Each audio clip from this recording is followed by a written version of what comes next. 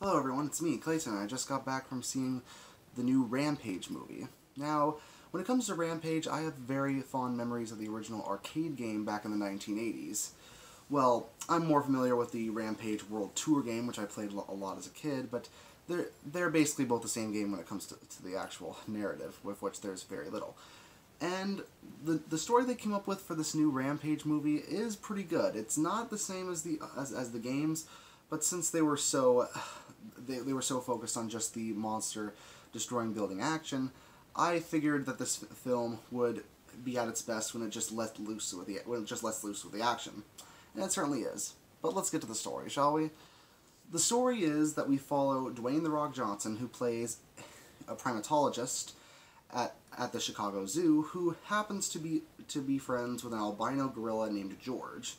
Unfortunately, one day, a genetic experiment falls from the sky, which mutates George into a giant and more aggressive version of himself, and also has similar effects to a crocodile and to a wolf.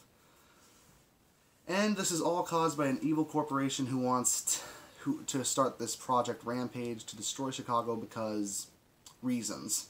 So Dwayne "The Rock" Johnson has to team up with Naomi Harris, who plays a geneticist, in order to save Chicago, and so Dwayne "The Rock" Johnson can save his animal friend George. So the story is pretty simplistic, and the emotional core of the movie is more about George and Dwayne "The Rock" Johnson. And thankfully, Dwayne knows when to take the scenes seriously and when not to.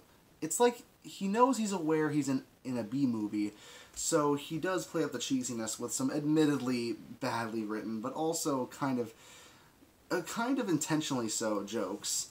And also he happens to carry the scenes that need to be carried with emotion pretty well too. That's also done with George as well. The motion capture done for George is pretty impressive. You can always tell what he's feeling without any words at all. And the scenes with George and Dwayne "The Rock" Johnson are honestly some of the best scenes in the film, other than just the citywide destruction. Speaking of which, the effects in this movie, as expected from a Brad Payton movie that involves general disasters, the effects, of course, take center stage. And I have to say, the last 20 minutes are probably what you'll come to the movie to see the most. That's when the movie just goes all out, destroying buildings, monsters fighting each other, people running away in terror. That's when you know you're watching an actual Rampage movie. The rest of the movie before that is a pretty cheesy affair. That's mainly to do with the villains of the film. The villains here have very little, if any, motivation for doing what they're doing, and their plan honestly makes them appear more laughable than threatening. One even has a Rampage arcade cabinet in his office, and I was thinking, I know that's an Easter egg, but at the same time, it just shows how childish these villains are when they have very little good reasons for doing what they were doing. And it's not like it's a clever twist or anything, it's just that, just like some of the villains in the games, they legitimately have almost no reason for doing what they're doing. But I think I know why the movie is written that way, and why the critics should look at it in a different light. Considering that this movie is based on a bunch of video games that have essentially no story, and what little story there is in some of the future games, like Ultimate Destruction, is threadbare to the point where the developers knew that they were basically telling a cheesy monster movie story, so why not just go all out with a 4-minute introductory cutscene before we plop you right into the action. Obviously, you need to do more than that for a movie, but you might as well keep the cheesiness, considering that's what the story is known for.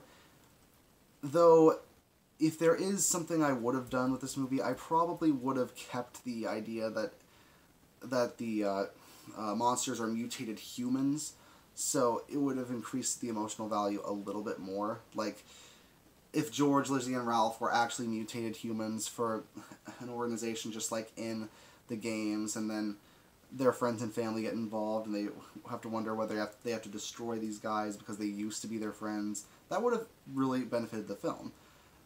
That emotional value does come through when Dwayne "The Rock" Johnson's trying to save George, but it's not as effective. But with that being said, it's a cheesy, fun time at the movies. So if you want to turn your brain off and just enjoy an action-packed thrill ride, there are worse options. I give Rampage a 7.5 out of 10. See you next time.